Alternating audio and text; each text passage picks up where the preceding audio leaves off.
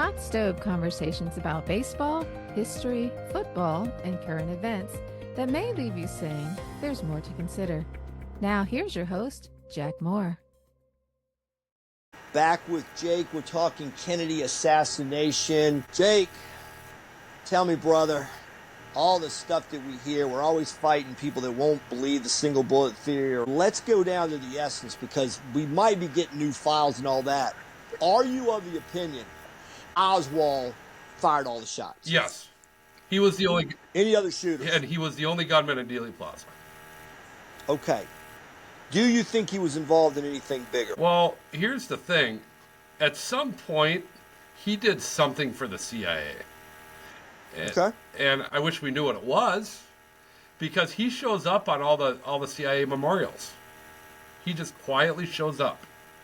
And maybe it's a mistake, maybe it's an error, but I doubt it. All right, let me tell you a real quick story, and then we're going to kick this around. All right, so I think I've told you this before. 1994, I'm in Dealey Plaza. I'm on the grassy knoll. Guy comes running down the suit. And he starts saying, "Hey, who do you think happened?" We go up and argue with the guy. The guy's got the apron. He's selling the magazines, 14 shooters, all these locations, and we both kind of hand him his ass with, "No, it's Oswald." So we pull aside and he goes, "Dude, you know your stuff." And I go, "Yeah, I just wrote a master's thesis." I'm like, "You too? What's your story?" And he goes, "Well, my daddy's somebody. I grew up in Northern Virginia." And I'm like, "I'm from Virginia." So we start talking. Turns out he's a pilot for American Airlines. And I'm like, "When you say your daddy's somebody," he goes, "Yeah, my dad made calls, and he got me on the House Select Committee on Assassinations as a page. I was 19 years old. Maybe I haven't told you this." So he goes, he goes, "What are you doing tomorrow?" So I was in Dallas with a friend of mine that was an athletic trainer. And I'm dropping her off every day, and I'm going over to Dealey Plaza. And I'm like, "What do you want to do?" He goes, "Hey." So I got my car from Virginia down to Texas. So we drive to the Neely Street address. We pull in the backyard where the backyard photograph was taken. We go to 1026 North Beckley Avenue, the Ruman House, which now is a museum. You can, he knocks on the door. This guy's crazy. He, knocks on the door, and they're like, "We're not doing tours. Get out of here." So they leave, or we leave together. We go to Jefferson, to the arrest site at the Texas Theater. Then this is what's really cool. We go to the Dallas Police Headquarters there. This is 1994, so there's a couple of kids probably born in 1970 because they're 24-ish. They're in uniform, firearms, not many people there. And this guy, he knows no strangers. And he's like, "Hey, you guys know that Oswald got shot here?" And they're like, "Yeah, we've kind of heard that story. You want to go see where he was held in jail?" And they're like, "Let's go." Huh. So when you see the film of where they come down the elevator, we got on that elevator. So now we go up, we go to the room where they had the show-up room where you saw the famous film of Oswald being interrogated by the press, or Yep. the couple of questions he took. We're in that room. I don't know how the hell they got that many people in that room. It's tiny. Then we go up to the cell block area. We get done, have dinner with my friend, and he's like, "Look, what are you doing tomorrow?" And I'm like, "Nope, no major plans." He goes, "Why don't you run me to the airport, save me the taxi?" I'm like, "Cool, right." So I drive him to the airport, American Airlines. He's got an American Airlines garment bag on. I guess he's legit. He's a pilot. 1994. He's taking the jacket out, or the garment bag. And I'm in my 1991 Honda Prelude, and I lean over, from my seat, and I go, "Hey, dude, I might not ever see you again." I never did. Might not ever see you again. It's long before cell phones. We didn't exchange numbers or anything. And I said, "Tell me what I'm not going to know for 50 years. And Jake, he leans back in the car and he goes, "Dude, Oswald did it. I saw everything." And I'm like, "Okay." He goes, "It's who he was involved with is the problem." Okay. And that stuck with me. So I got a guy on the House Select Committee. He says he sees everything. And he goes, "Dude, I saw all the stuff. Anyone that tells you it's not Oswald's crazy." But he's got a lot of military/intelligence connections that are very embarrassing. Yeah. And I've always thought that's enough. What if it's nothing more than the bungling CIA, FBI, and all should have known better? Well, that's exactly what it's going to be. I think so too. And I know we're spoiling everybody's parade with that probably, but so you think same thing. I do think a Marine mysteriously getting to the Soviet Union, bringing back a wife. Here's the thing, Jack. I look at how Oswald ends up getting a job at the book depository. I look at... Now, wait a minute. Do you think that's a possibility of something No, having to do with the shooting? No. Just the opposite, No. right? Because he could have been sent to... There was 2 locations and 2 guys got hired the same day. He could have just as well... Yeah, so, okay. And the thing is, and not just with the shooting of President Kennedy, but also the shooting of Oswald, just a series of coincidences. And I hate using the word coincidences, because I don't really believe in them. Right. But just a series of events that allowed these things to happen. The assassination of John F. Kennedy is the greatest crime of opportunity in the history of the world. Well, and you know that Oswald left $174 in cash in his wedding band with Marina. Marina Oswald had said that she finally had sort of power or leverage over him. He comes in begging to... This is the belief that maybe he was indifferent. He goes to Ruth Paine's home on the Thursday night, which he never did, and asks her and begs her, Marina, to come back. And she's like, no, I think I want to spend a little bit more time thinking about it. Now he's pissed. They sleep together that night at the home. It's his last night of freedom before he's arrested. And at one point she said she kind of did the leg over his leg and he kicked it away. And then in the morning he's kind of surly when he gets up, but he says, buy Junie some shoes and leaves all this money. So she doesn't know until later in the morning that he's left all this cash and his wedding band. Now he has like $14, I guess, doing the math. He's got 13 and change on him. He gives $1 to Whaley, the taxi cab driver. And I had a friend of mine. It's a really bright guy. He's got a PhD in foreign affairs from the University of Virginia. Really sharp guy. And he said, I did a bunch of research. And I'm like, what'd you find? He goes, took like $10+ from Dallas to get to the Mexican border. And that's what he believed Oswald was fighting to do, was to get to the Mexican border. And maybe because of his trip to Mexico City, he had somebody to meet him at the border. Well, here's the question. And if that story were factual, if that is in fact what Oswald was trying to do, his goal was to get to Cuba then. Then that immediately implicates Castro. But I believe Oswald went to Mexico City in September to try to get into Cuba. I think Oswald... Well, that is the one argument, yes. I can't think of another reason Oswald goes to Mexico City and walks into the Cuban consulate. There could be no other reason other than he's trying to gain entry to Cuba.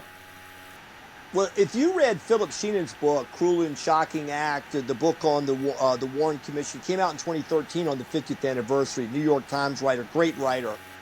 He talks about that. Only in the last few years did they declassify a document that in June of 64, Hoover hit the Warren Commission with, there's a buzz going around that Oswald made a threat. So the story was supposed to be, he went to the Cuban embassy in Mexico City.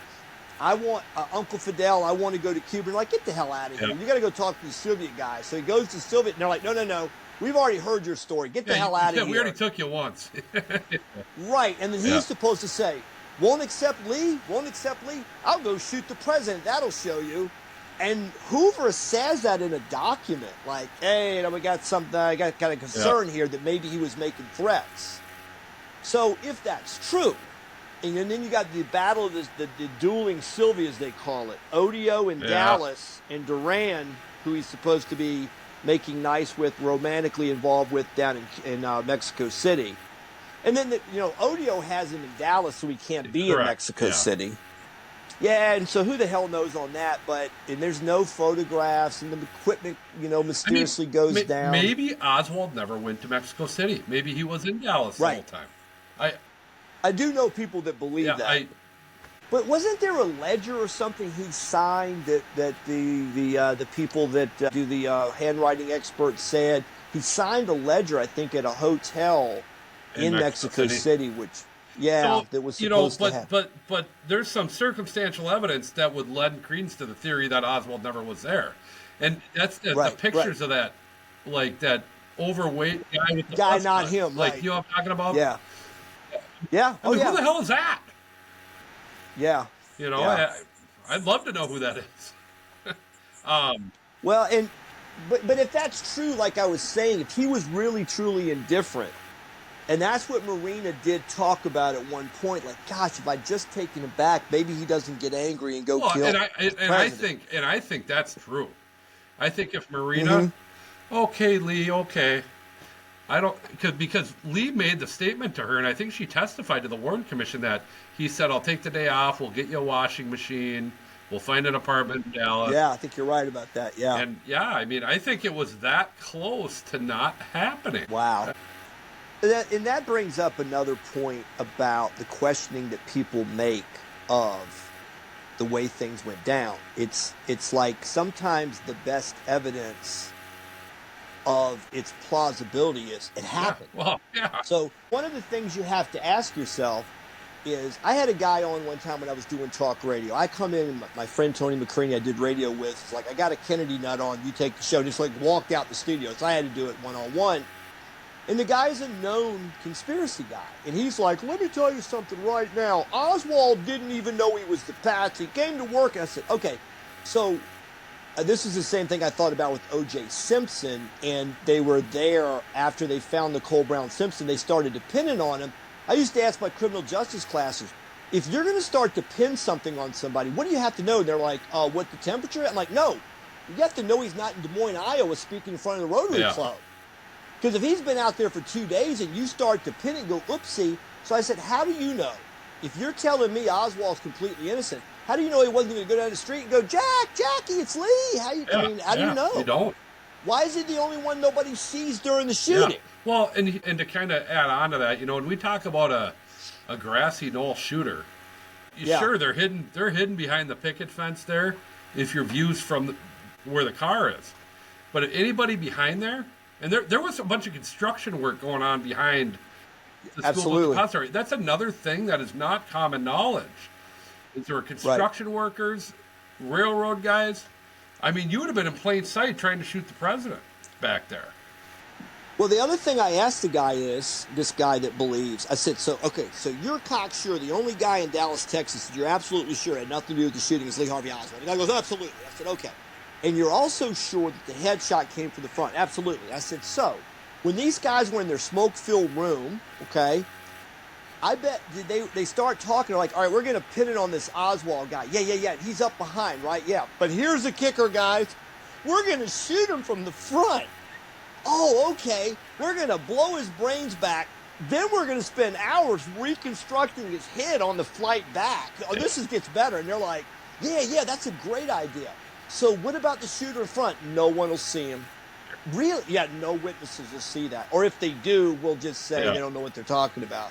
I mean, if you're going to pin the shooting on a guy and you're going to use ammunition that's World War II vintage ammunition, and those fragments are going to be found in the car, and you're going to pin it on this guy, and there's no bullets from anywhere else, no other bullets found.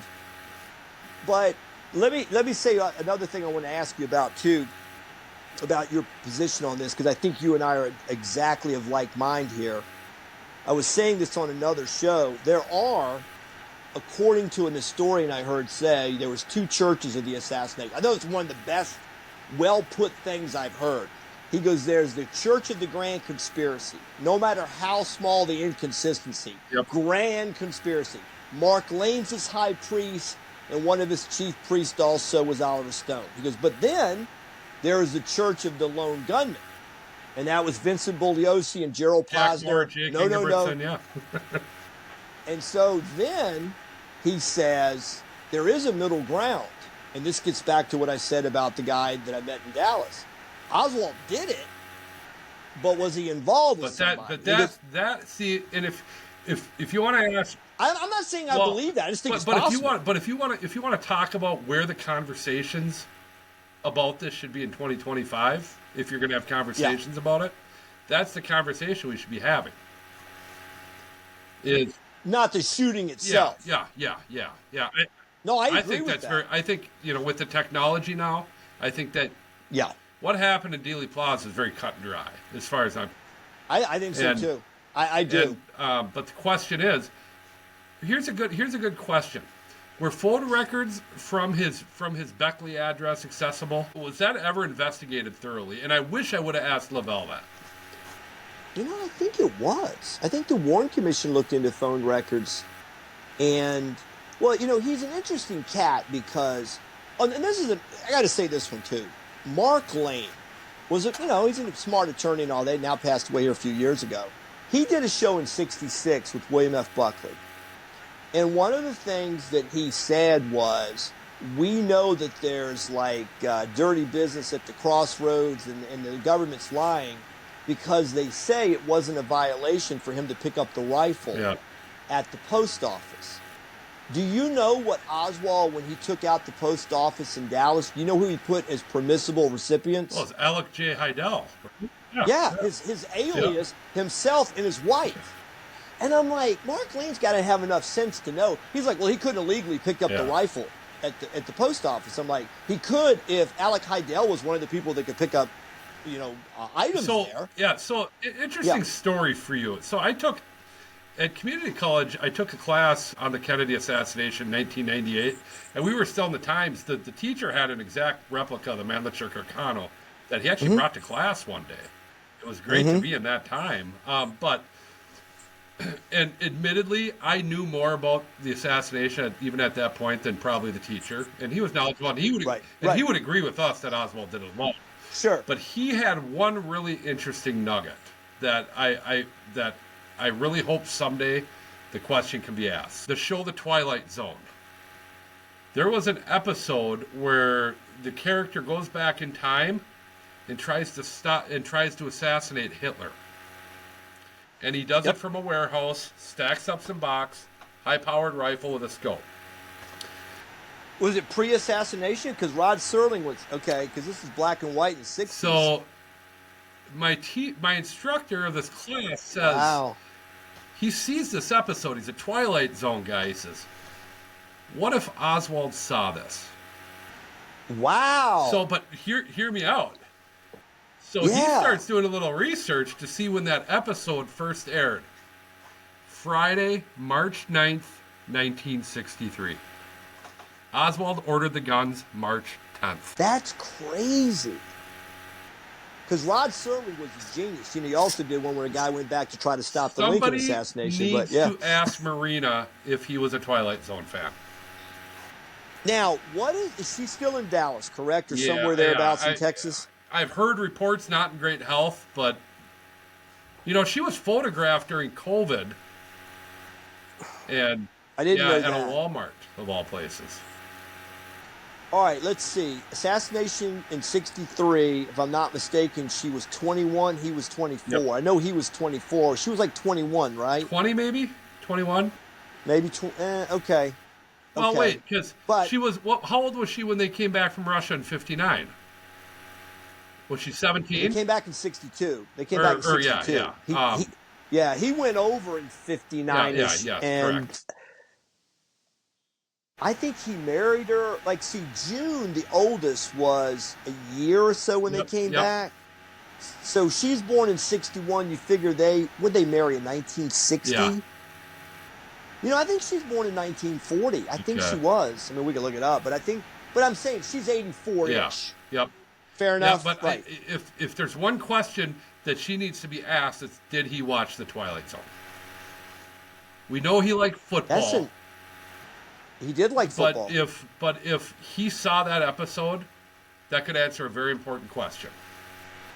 Well, the brother talked about how he watched I Led Three Lives, the Philbrick story, the guy that was in the FBI that infiltrated the Communist Party. So that, and Robert Oswald, according to some, was another kind of plant. He's another guy in the government stuff, but he did say, my brother always wanted to be opposite of whatever you were. Yeah. That's just what his personality. And in his mind, he was playing this espionage double agent stuff. Yep. Is that who he really was? I mean, it is hard to imagine. He was at Isuki Air Base. He's got some level of clearance. Where did he fly in the U-2 plane? And he's speaking Russian, and that's not a real Marine Corps type of activity. But I know he wasn't the only one that did the flight to Russia thing. Yeah. Now, could I imagine aspects of U.S. intelligence sending young soldiers or Marines over to the Soviet Union to try to play games? So, and the idea that Oswald defected as a U.S. agent, I mean, I could buy it except for one thing. It was that he tried to kill himself when they rejected him. Yeah, but that story is that it was a really superficial attempt, like, ouchie, I've cut my wrist, I'm in the pool of water, it's turning brown, or, it's getting blood colored. There was a doctor, I think, even that treated him in Russia that was kind of like, yeah, I think that was kind of a half-assed attempt to kind of get a signal here. Now, them being as political as they were, the argument was the Soviet types got together and like, okay, this guy's getting to be an embarrassment. Send him to Minsk? Yeah, let's send him to Minsk. Get him out of Moscow, go send him some, make radios or something. Send him to the radio factory. And that's maybe kind of what happened. Yeah. I don't know, I do know that I talked to Gary Mack years ago. I called him when he was curator at 6th Floor. And he said Gorbachev made a visit one time to Dallas, all post-Cold War. And he said, but I called him about trying to get him to speak to my class in college. He was really nice. He's a former radio guy. And I know he passed away here a few years ago, unexpectedly, 69 years of age. But we had a really good, cordial conversation. And I said, hey, what kind of cool thing did hey, Gorbachev comes one time. So I got Gorbachev, and I'm kind of like, so you're a young KGB type at the time. What did you think? He goes, we were scared to death. Because we're scrambling because Oswald gets arrested. We're like, oh, wait a minute. That's the son of a gun that came over here, right? And we're so sure that the missiles are being lobbed. Now, it's interesting because we look at the Soviet Union, now Russia, whatever. We always kind of think in terms of we were propagandized. They're the evil, all the evil. They're humans. And Gorbachev's like, we're hoping like hell we don't get blamed. So we're scrambling. We know we're not behind it.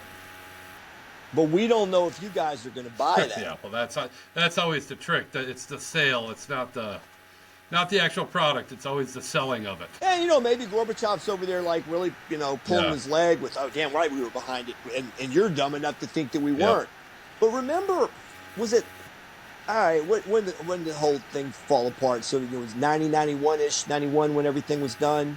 And remember ABC, I think it was Ted Koppel, they did the Into the KGB Files on Oswald. Remember that? And was it basically like nothing? Yeah. So, one other thing that's always interested me about this whole thing is journalists and their role in this, specifically at the time of the shooting. We would have never heard of Tom Brokaw had he not been in Dallas that day. But Tom Brokaw said he was right on the other side of the triple underpass, and he does not appear in any pictures over there. Brokaw? Man, I know Rather. I'm thinking of Rather. You're right. I'm thinking of Rather. Oh, right. Yeah. Dan Rather was like 31-ish. Yep. Yeah, and he becomes an overnight sensation. Now, some have said he is that kind of CIA poster guy infiltrated into the thing. They made him a star. Well, he was not where he said he was at the time of the shooting. Gotcha. That's my point. And why would he lie about that? That's something it made his career. It is interesting, too. A lot of people, and it's on YouTube, you can watch it anytime you want, when he came back, he was not supposed to speak on the Zapruder film. So he's in there fighting, and, of course, Life magazine ends up with it. But he sees one of the first showings.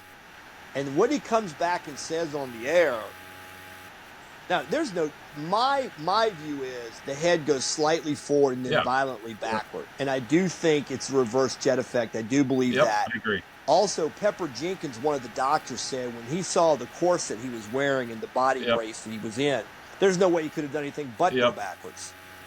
But that being said, what Rather comes over and says is he's knocked down violently forward. That is what he says, and you're kind of like, what did you see? Know, what? Yeah, but I don't think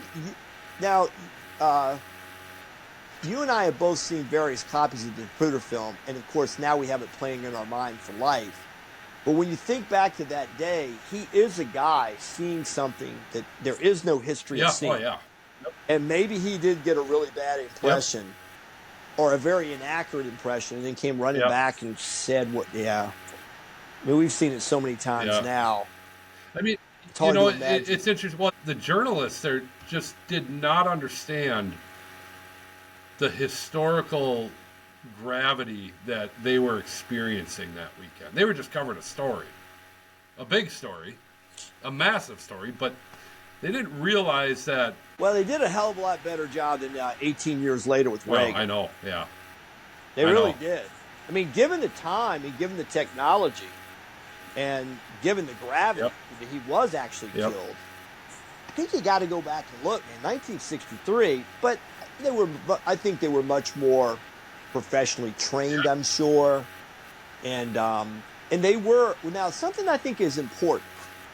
And I was explaining this to one of my college class one time. I said, where did all the television stations come from? What, Mr. Moore? I'm like, they came from the radio stations. And where did all the radio stations come from? What? The newspapers. Like, if you go back and look, like, it was a newspaper, started the radio station, started the television station. So in that time, it wasn't the pretty people you might see on broadcast TV now. These were generally radio people. Yep. They'd cut their chops, doing radio. Yeah.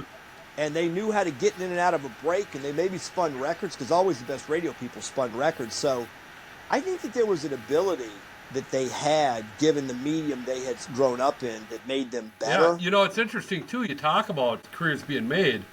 Did you know that the guy that played Lurch, and he was also the hand in the Addams Family, he was very near Jay Watson. He basically witnessed the assassination.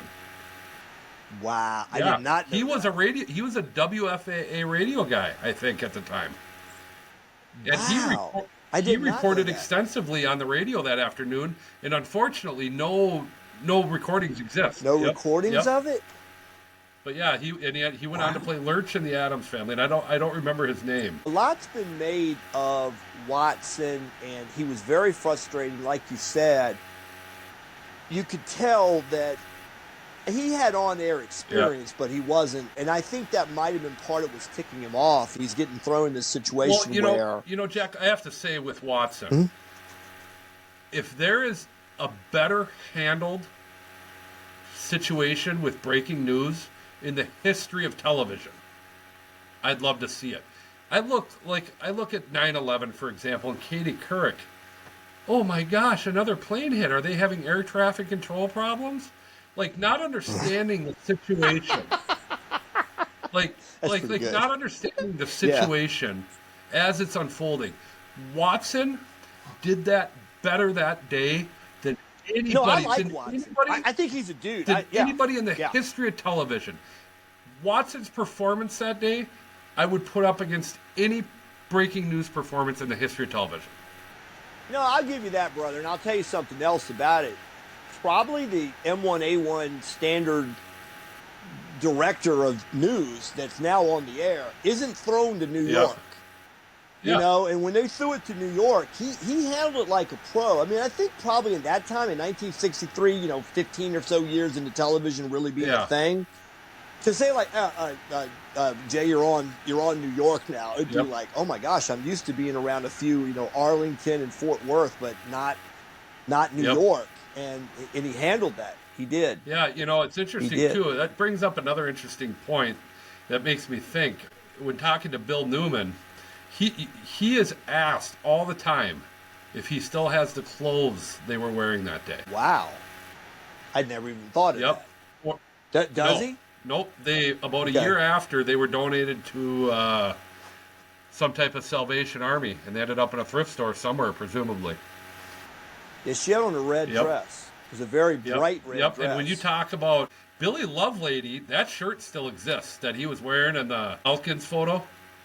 Like, that shirt's been passed down to his, I think, grandkids now. Well, there is a shirt now, McClellan, the doctor. His shirt is now in the school book depository. It's in the 7th floor. With the bloodstains on it? Okay. Yeah.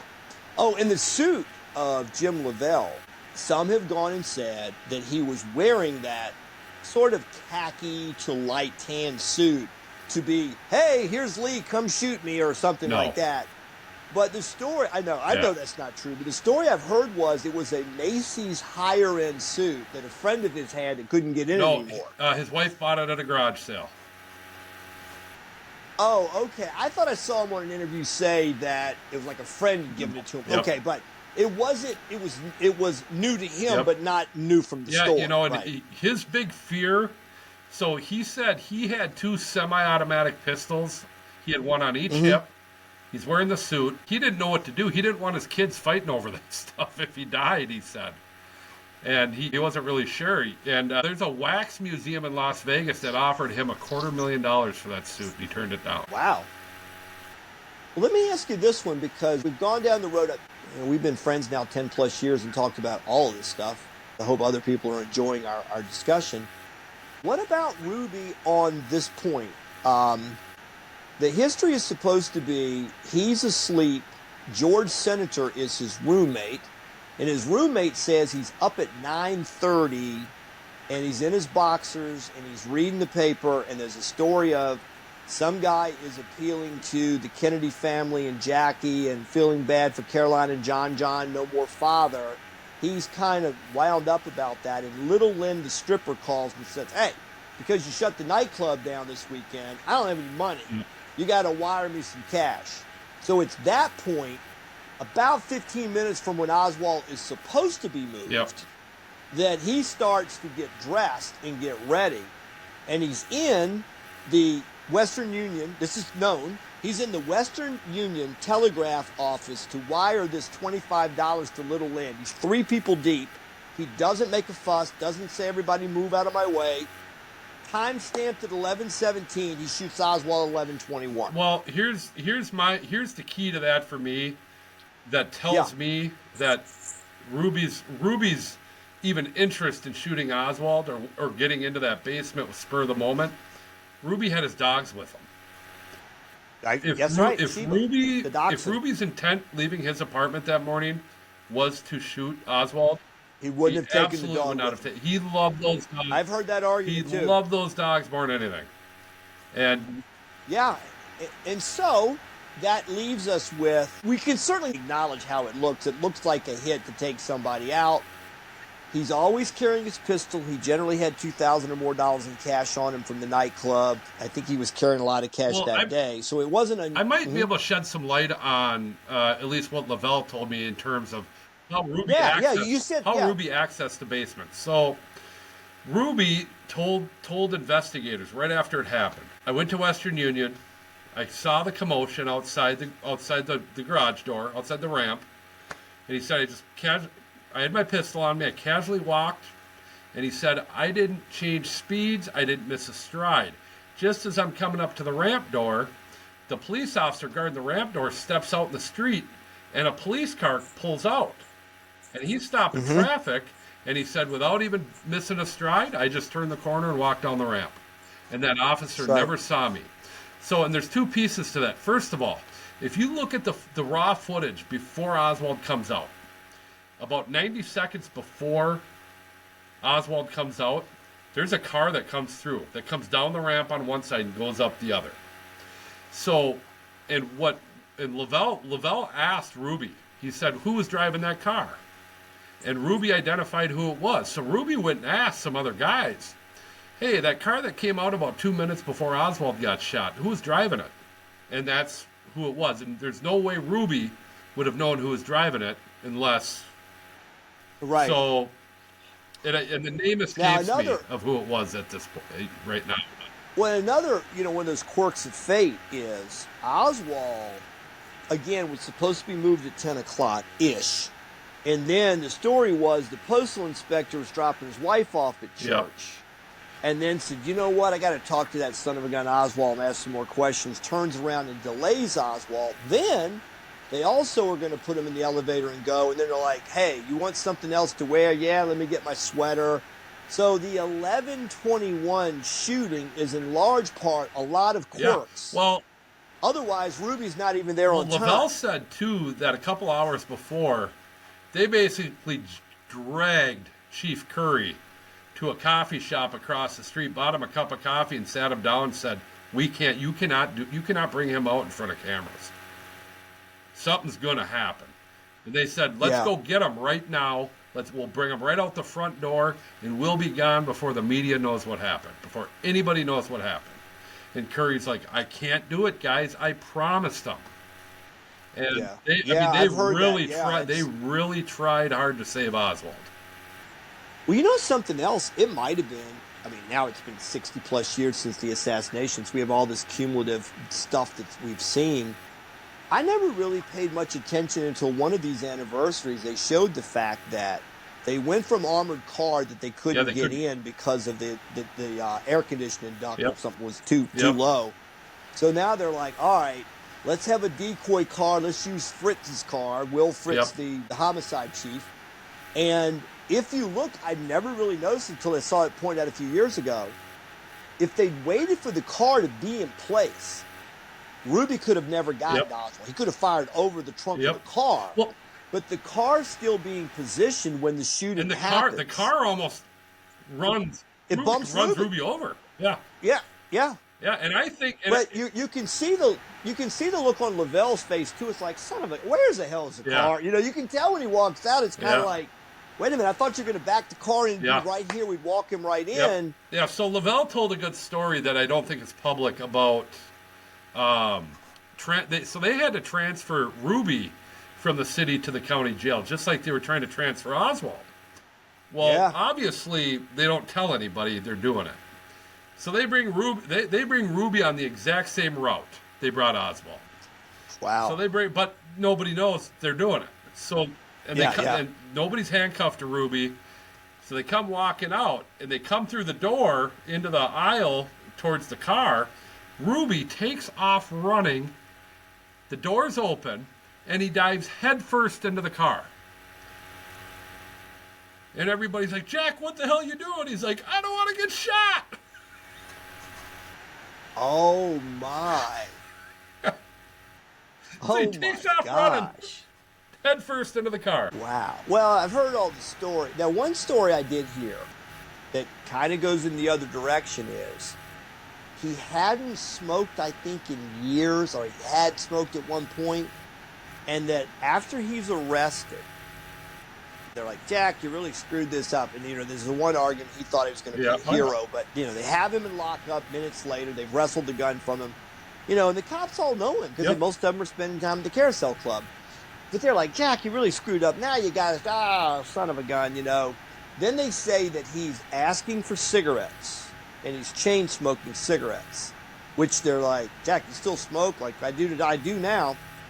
So he's supposed to be sweating bullets. He's chain smoking cigarettes. Then one of the guys comes back from Parkland. One of the detectives said, well, Jack, rest assured, buddy, you're getting murder one now. The chair's in order. And they said he calms right down. You may have heard the story. So the argument is the mob is supposed to be the one, you know, but it's like, well, whether you can get somebody to do it, the argument is supposed to be, they say, Jack, we need you to shoot Oswald, and it's like, I don't want to do that. Maybe your sister should die. You know, and he loved his sister. He wasn't really close to his brother. So maybe he's thinking, according to this argument, when he shoots Oswald, if Oswald doesn't die, they're going to kill his sister. Well, so that would explain the relief that he seems when he hears murder. I think when we talk about Oswald and Ruby here, I think probably the least talked about issue is that of mental health. The mental health of both of them. Ruby definitely. I think Oswald too, probably, you know, thinking very irrationally, was probably depressed. He pulled a knife on. Remember his brother's wife when he was in New York? He pulled a knife on her. Yeah, and they'd already generated reports on his mental health issues when he was in grade school. So. There's some stuff going on with that too. Yeah, and I'll share a quick story with you that I don't think I've told you. I have identical twin boys, and they befriended a kid named Liam down the street from our house. Liam had a birthday party a few years ago, and I get to talking to Liam's dad, and we kind of knew each other from before. And somehow the Kennedy assassination came up, and he says, yeah, my dad watched Lee Harvey Oswald for an afternoon when he was a really young kid. And I'm like, where? And he mentioned some obscure boarding school in Louisiana. So I said, well, how did he remember it? He said, because Lee's mom was one of the rudest people he'd ever met. Marguerite. And I brushed it off, and about a week later, I remembered it. So I bring up the 26 volumes of the Warren Report and just do a search. Lee boarding school. Yeah. And sure as shit, Robert went to this boarding school in Louisiana. Lee went and stayed overnight there when they dropped him off. How would this guy know? Yeah. It was like 3 or 4 sentences in one of the 26 volumes. Yeah, and for the listeners that are listening to this discussion, Marguerite, Lee Harvey Oswald's father dies 3 months before his birth. Yeah, it was before. Had a heart attack, yep. Had a heart attack, and then Marguerite, according to Robert, the brother also by the same father. There was John Pick, yep. was the older brother, the half-brother, and Marguerite was famous for, I'm kind of sick and tired of him, I'll put him in an orphanage, or put him in some kind of a school. And so that would be consistent with, and I think Lee Oswald lived, like 10 different places in his formative years. Yep. And had some issues in school. All right, so we've gone quite a bit of time. I know we got to close out here. I do want you to tell the listeners about your experiences with Clint Hill now here after his passing at the age of 93. Well, for a period of time growing up, when I first learned about the Kennedy assassination, Clint Hill was more or less my hero, being the one that jumped up on the back of the car and shielded the Kennedys. And for a long time, I wanted to be a Secret Service agent and protect the president. And finally got to meet him in 2013. He was doing a book signing for one of his books. Don't remember which one. It was the weekend of the 50th. It was the weekend I met you. The weekend of the 50th. Exactly. That's right. You sent me the picture after that. Yeah. So, it's just by complete happenstance, my wife and I were doing something else and got to the book signing 5 minutes before the scheduled end. So I end up being the last person in line. Mm-hmm. And he's telling people no pictures, no this, no that, just signed, was friendly, would answer a question or two. All right, people, let's move on. So I'm the last person, and I looked him in the eye and I told him, I said, when I was a kid, you were my hero. And he kind of looked at me and he says, oh, how old are you now? And, we just started talking, and I said, look, I know there's a sign there that says no pictures, but can I get a picture with you? He says, of course. And, I said, I'm sorry that you had to go through this. He said, in a lot of ways, my life is better for it. So, whatever that meant. And I think that was right around the time, too, where he was starting to see Lisa McCubbin, who he ended up marrying. Yeah. He did, in 2021, I believe. I think that by the 50th anniversary, he had accepted his role in it, accepted his place in it, and was at peace with everything. And I would, with anybody in Dealey Plaza, I would love to have the opportunity to ask them practical questions about what they saw, what they heard. But unfortunately, Father Time, I was born at the wrong time for that. So I was thinking about it that yesterday we were in Dealey Plaza meeting for the first time, and that will be 12 years in November, 11 last November. And I can't fathom that. I can't fathom that we met and that much time. That whole weekend there feels like yesterday. Or not the weekend, but the Wednesday, Thursday, Friday I was there, and I left on Saturday. And as you get older, there's no doubt about it, as you age, you just... I remember as a kid, like everyone, Christmas to Christmas is a lifetime. Now, Christmas to Christmas is a weekend to me. And so we are at this point where it's dawning on me. Because remember, there was I don't know if you reached out to me or I heard it from somebody else, but there was a false report of Clint Hill's death last summer. Yeah. Yep. Somebody sent me something, and then I looked at it. I don't think it was you. No, because you know. Yeah, you know your stuff. But somebody goes, oh, check this out. Clint Hill's dead. And I looked at it, and it was, no, Clint Hill was something else. I'm like, no. He had a health issue with his back. I don't think he could walk at the end.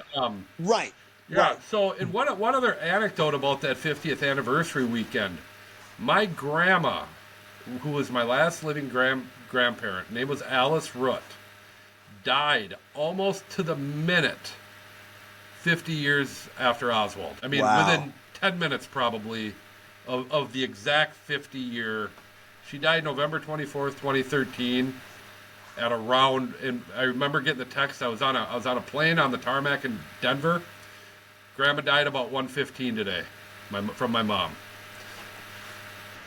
You know, that's one of the dark things I've never done or looked at, but I've heard of people that I know saying, you know, they've gone and looked up Lee Harvey Oswald's grave. It's over in, I I've think, been there. Fort Worth. Yeah. You have? What did you think? I mean, how eerie was that? I can't really explain why I wanted to go in the first place. Like, it's just, is it?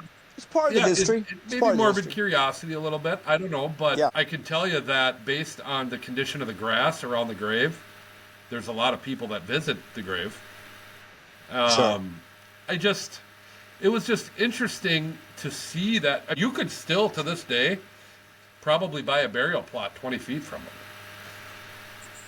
And wow. Yeah, I mean, it's not a very populated part of the cemetery, or at least it wasn't in 2013. I haven't been there since, but and the other kind of comical thing about it is there's a gravestone literally that far from the edge of his. Yeah. And the name is Nick Beef. So I'm like, who the hell is Nick Beef? So I Google it, and there's a comedian named Nick Beef that bought the gravesite next to Oswald's and put his name. Oh, wow. So, Well, you know something I did the last time I was in Dallas? I was with a friend, and I take her over to Dealey Plaza, and I was like, hey, you want to check something out? It's like, what do you want to look at? And I said, let's go to Ruth Paine's house.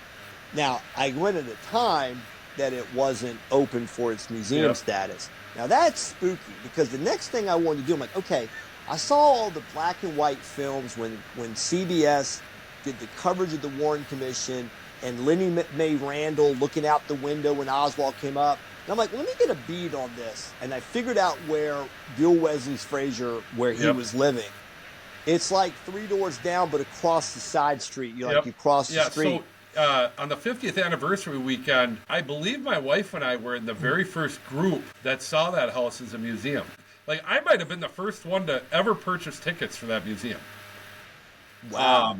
Yeah, so for the listener again, Ruth Paine, who some people have some interesting thoughts on her involvement in all of this, but she took in Marina Oswald, Lee Harvey Oswald's wife.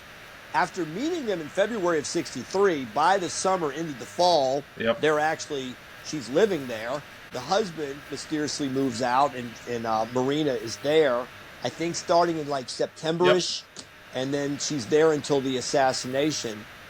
Ruth Paine, who's still alive, 90-plus years old, they turn eventually, after I think passing through some different hands of ownership, they've now turned it into a museum. There's a limited number of hours per day, but you can go to this tiny house over there in that part of Irving, Texas, where Oswald spent his last night when he was free, before he was arrested the next day, the night before. And the garage, according to lore, housed the assassination weapon, the Mannlicher Carcano rifle, until he took it out. It was very interesting being in that garage. And you want to know what my thought was being in there?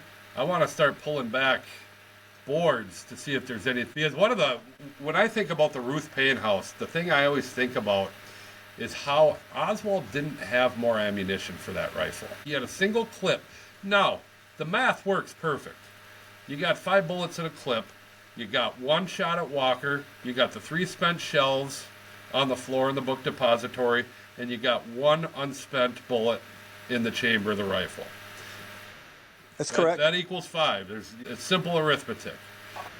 And I think Marina did testify to the Warren Commission. He did a lot of dry firing of the rifle. In fact, I believe there were people, when he was in New Orleans in the late spring, early summer of 1963, that testified that they saw him out on the porch of his house with that rifle. Right. Just pull the trigger, practicing the bolt action. But when I think about the Ruth Paine house, that's the thought that how well was that house actually searched? Now, did they empty the garage, or did they try to make it as it was? It was as it was. I know that there was a giant I don't know if you know what a Bridgeport is. An early vision of a Bridgeport in there. You know, Michael Payne had this huge drilling apparatus. Looked like a Bridgeport. Yeah. I don't think it was one. Bunch of other stuff. But to that point, too, when I think about that, I also think about the fact that it's still a mystery. After Oswald took the shot at Walker, he didn't bring the gun home with him that night. That's right, he didn't. Where was it? I thought the story they assumed was he hid it somewhere and then he did. He had some kind of a plan to hide it. Then he got back on the public bus and rode back home. Then went and got it later. And then he waited for another because he didn't drive. Although I've heard people say that's not true too. That he really was a driver. It was all. But Ruth Paine claims she took him to a parking lot of the Piggly Wiggly grocery store or something, and they rode around. It is hard to imagine a guy almost 24 years of age that had all the experiences he had didn't drive, but I can't help but wonder, is there still something in Dallas or the DFW area buried 6 inches below the ground? Did he fire the rifle along the Trinity River somewhere, and there's a man that took a count of bullets 12 inches in the dirt beneath the, I mean, there's a lot of questions I had that, of course, I'll never get answers to. But the one thing, though, that I've always wondered is why wasn't there 2 shells? That's not an automatic ejection rifle; it's a bolt-action rifle. So he fires the headshot, and clears it would imply that he was ready to fire another shot. But that's immediately after that headshot. Hill's on the car. And he might have just done it out of reflex. But too, I'm not a psychologist, but I don't believe everybody who ever saw Lee Harvey Oswald around kids would tell you he loved kids. Kids. Yeah. The lady that owns the 1026 Beckley property, we did it also the weekend of the 50th anniversary. We did a tour of that place. She told us he was so nice. Yeah, she was like 11, right? Yeah, she was like 10 or 11 years old. Yeah, I've heard her interviewed. Yeah, she loved him. She said he was a great guy. So played with all the kids, settled a fight. The kids were fighting one time. He came out and said, "Hey, I'm Lee. Everybody calm down." Yeah. And so it's very possible that that was a big thing with Buell Wesley Frazier. He's like, the only thing he wanted to talk about when I was taking him back to school, talk about the babies. Like, hey, how'd the babies get? Play with all the kids in the neighborhood. Yeah. He's human. I mean, he probably had his good parts. Now, is it possible that a guy with this type of mental illness is seeking attention, takes a shot at Walker, has the opportunity? And I think Marina also said he had talked about shooting at Nixon when Nixon came to Dallas. And that came out later that he might have even made threats to Nixon. Well, what's interesting about Nixon is he took off at Love Field about an hour before Kennedy landed. That's right. What was he at? Some type of beverage? Pepsi-Cola. At a convention in Dallas. Yep. Yeah, and some people have made some noise about that as well. And I do wonder, the one thing I do wonder about, let me run this by you real quick and we're going to close on this because I always found it fascinating. Because I do find this fascinating, but it might just be, you're taking aim at a bullseye in a city like Washington, but on the Warren Commission, you have Gerald Ford, who later goes on to be the President of the United States. I am old enough to remember the 72 election. 68 was a majority in the Electoral College, but I don't even think Nixon won the popular vote. I don't remember that. It was a lot of split. Wallace got a lot of the vote, and Hubert Humphrey. A couple states land differently. Humphrey's the president, but it was a very tall order to overcome where Johnson had left him. But he wins in 72 in the greatest landslide, I think, maybe one of the Reagan, it's like one of the greatest landslides. And, of course, LBJ's was a huge landslide. And I always wondered as a kid when he resigned, what was Nixon thinking? Why Watergate? What's he doing? So I'll ask you, who broke in to the Watergate Hotel? Who were the people, the plumbers? They were CIA types and Cubans. Who was involved in the Bay of Pigs invasion? I mean, are we talking about E. Howard Hunt here? Well, I'm saying, yes, and some of the same people. Yeah. But what I'm saying is, at the Bay of Pigs, which was masterminded by Nixon-like people, they thought Nixon could win, They go in December of 1960 and they go, Mr. President-elect Kennedy, by the way, if you weren't briefed on this, we're going into Cuba in the spring. And Kennedy's like, I'm sorry, what?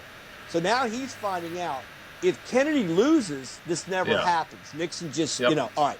So then you go forward and you think, what is Nixon looking for in 72? I don't think he ordered this, but the plumbers go in. It's the same people that landed in the Bay of Pigs invasion or took part in it. It's a weird, right? It's such a goofy. But I always wondered, did Nixon think there was a smoking gun on him about something? Because on the following of him being run out of office, which I think was a total coup, I think that Nixon was not the bad guy in all this. But who comes in? Ford. What's the first thing he does? Is he pardons him. Now, some people believe that Nixon was pardoned because he had the dirt on Ford about his shenanigans with the Warren Commission. Now, you have Allen Dulles, fired by Kennedy, sitting there the whole time knowing that they were trying to kill Castro through the mob, never says a word. And then mysteriously dies in a plane crash, Well, no, I don't know, I don't remember Dulles dying, but I know Boggs did. It wasn't. Hale Boggs I'm almost. Cokie Roberts' Dulles father. wasn't on that plane? No, I don't think so. I don't know how Dulles. Check out how Dulles died. I think he died of natural causes, maybe sometime later. But here's something about Boggs. I was listening to an historian and said, remember in the movie JFK and in the book On the Trail of the Assassins, Jim Garrison always said, I was on a plane flight with Russell Long. And Russell Long was like, I never believed in that Warren Commission crap, and that got me to delve back into the whole Oswald thing. And the woman said, it was never Russell Long. And all these people in the audience are kind of like, the whole time, it was not Wade Boggs, Hale Boggs. And then Hale Boggs went to him and said, Jim, they're friends from Louisiana. I got some interesting things to tell you about what I'm learning on the Warren Commission. And that Russell Long said, hey, Jim, you want somebody to take the shots? Say you talk to me to protect Hale Boggs. And it was interesting, she said, after the Clayshaw trial goes south, a couple years later, Hale Boggs is mysteriously killed in a plane crash. And the remains were never discovered. I just thought it was an interesting point because I never thought about that angle. I'm like, that is kind of interesting. Hale Boggs is from Louisiana. Yeah, well, what I think the Kennedy assassination probably did to an extent is probably scare some people who had a lot to lose if what they were doing was brought to light. And I'm not involved in this, but they might look into it and find other things. Yeah, and I think something, too, that I mentioned in a show I did with somebody the other day, they're like, you think the government lied? And I said, well, I do think that there might have been people at the time that were operating under, we're looking at World War III, if it is the Soviet Union or Cuba. So would they have lied to the American people to avert World War III? I think they probably would have. They would today, too. I mean, exactly. I don't think you can really fault them for that. If they bark up the wrong tree and find, oh, hell, it was Fidel Castro, we might want to keep that under our hat because, the people might demand something be done, and that's something we don't want to deal with. So I think there's a very good possibility of that. Let me ask you this in relations to my thoughts. Is there anything in the Dallas area that has yet to be uncovered that could be someday as it relates to Lee Harvey Oswald? Anything that could be uncovered related to Oswald. Whether it be a photograph he appears in unexpectedly, in the background, like anything. Not that I don't know. What do you think? I think that there's probably a few things out there. Like, just an example, somebody's out and about, takes a picture of their kids, Oswald in the background.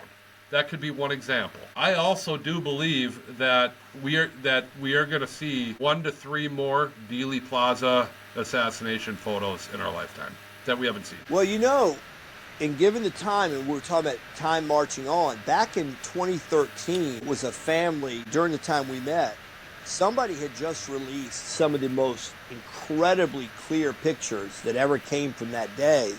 And it was one of these, guy dies at 90 and the family's clearing out the closets and they're in the top of the closet it's a box of pictures. And granddad, who just passed away, had these pristine, crystal clear pictures from the day of the assassination. I guess he didn't share Yep. with anybody, or it was undeveloped film. So with that, I think you're probably right. Now, I know you and I both. What on earth do you think would be on the Babushka lady's film? Well, are we talking? Did she have a still camera or video? I don't know. I mean, Don't most people spitball? They think it was a motion picture camera. I think it answers the questions about the grassy knoll. I don't think there's any question Could about very that. well.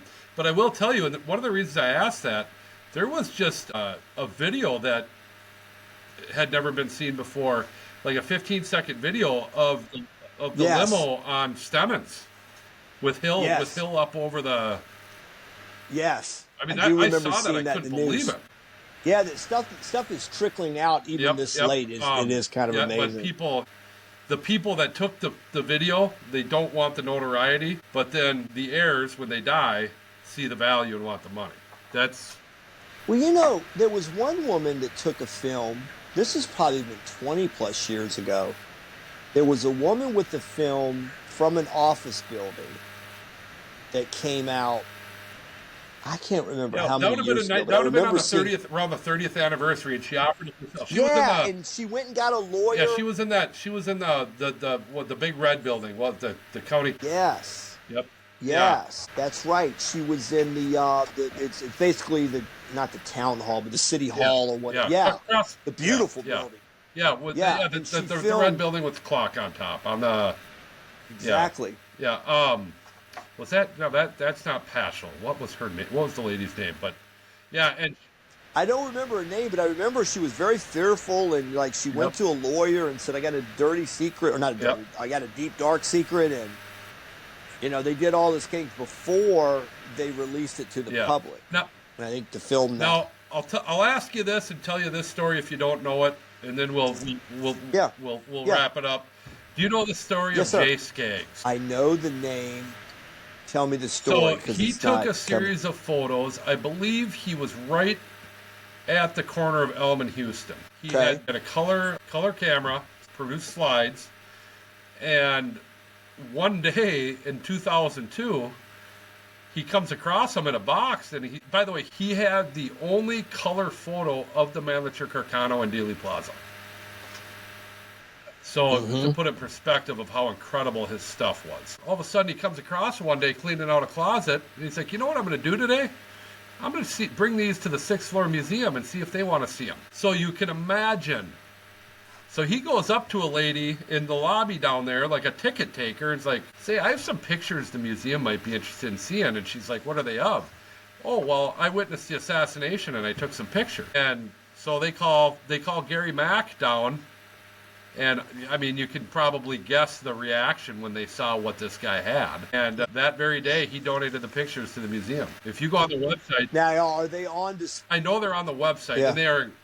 I mean, the fact that they weren't seen for 40 years is unbelievable. I got to check that out. It's on the website. Okay, I'm going to check that out. So, and I could see that happening again. Yeah, I think you're right. I think it's always possible. Jake, this has been wonderful, and we have to do this again, and on other subjects as well. Yeah, I'll get with you offline on that. Yeah, absolutely. But all of our fans here that are listening today, Jake, expert on the Kennedy assassination, we met in Dealey Plaza on the steps. Oh, real quick, some trivia. I think I talked to you about this. Any of you that are listening right now, what artist who used to be part of a big band in the 70s filmed a song in the 80s right there on the steps? I don't even know that. Don Henley, End of the Innocents. Take a real good look, because I noticed it the first time I saw the video. It's like 1988. Yep. As he's singing End of the Innocents, he's got all this imagery, Washington, D.C., Oliver North, Reagan. There's a shot, and I was like, wait a minute, that's 411 on that stone. Wait a minute, on that step. What's that, 411? Huh. And then I took a still shot of it on an old VCR. I stopped it, and I looked. I'm like, son of a gun, it is. So he's at the part in the lyrics where it's like, wash away the sin. It's actually in the lyrics on End of the Innocents. We come to wash away the sin. He's on the schoolbook depository steps. Wow. And I wondered, how many Americans picked up on that, right? But I've being seen the obsessed video with and I that, didn't but know that's this. right where we. So That's right where we. and met. I've got one more for you then. And I'd be Yes, sir. surprised if you don't know this, but maybe you don't. Do you know the story of Gilligan's Island and the Kennedy assassination? Do not. If you watch the opening of the first season of Gilligan's Island, when they leave for the 3-hour tour, the American flag is at half mast because that was shot the afternoon of November 22nd, 1963. My goodness. Wow. And the cast of Gilligan's Island shot the opening where they play the song every episode of the first season. They shot it that day, and between takes and scenes, they sat and listened to a transistor radio, the coverage from Dallas. I'm shocked you didn't know that. I don't think it's well known. I have not. But yeah, the flag's at half mast, and it's been confirmed that was shot that day in Hawaii. Wow. All right, so their time. Yep. What are we like 4 more hours? Yep. So they're getting going around 8:30 in the morning when the Kennedy assassination happens. Yeah, because Central Standard Time 12:30. I think it's 4 more time zones. That was the very first day of shooting. For Gilligan's Island. Yeah, one other thing on all that I saw that I thought was so sad, was listening to all the Dallas Cowboys talk about that weekend that they didn't want to play, and they went to Cleveland, and they had to play the Browns, and they were scared of being shot at. They were literally getting death threats, and they're like, this is some guy from Wisconsin that played University of Wisconsin, now playing for the Dallas Cowboys, afraid of being shot at because he's being labeled as a Dallas hater of the president or something. And he's like, I heard these guys are like, what the hell? Like, we had nothing to do with it, and none of them want to play.